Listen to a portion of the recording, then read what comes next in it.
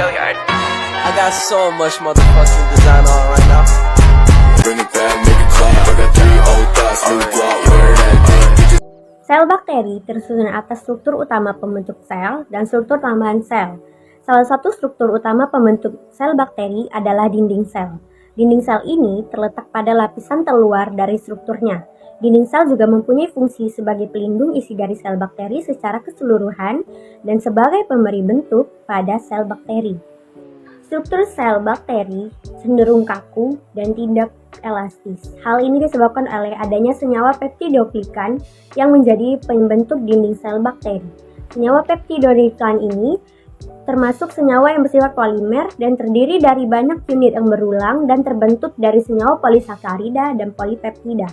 Nah, hal ini yang menjadi landasan dari perbedaan struktur bakteri dan komposisi pembentuk dinding sel bakteri, maka dikenallah istilah bakteri gram positif dan bakteri gram negatif. Gram positif dan gram negatif ini adalah istilah yang digunakan untuk mengklasifikasikan dua jenis bakteri yang berbeda. Perbedaannya terletak pada bentuk dinding sel dan cara mereka bereaksi terhadap pewarnaan gram.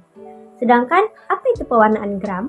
Pewarnaan gram adalah pendekatan yang menggunakan pewarna ungu untuk membedakan antara bakteri gram positif dan gram negatif. Adapun beberapa bahan yang digunakan dalam pewarnaan gram pada bakteri ini diantaranya gentian violet, lugol, alkohol, dan safranin.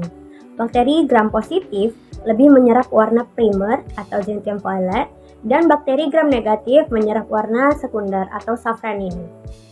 Gram positif mempertahankan zat warna kristal violet sewaktu proses pewarnaan gram sehingga akan berwarna biru atau ungu di bawah mikroskop.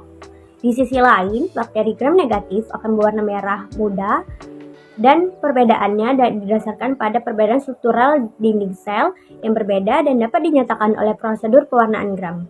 Prosedur ini ditemukan pada tahun 1884 oleh ilmuwan Denmark bernama Christian Gram dan merupakan prosedur penting dalam klasifikasi bakteri.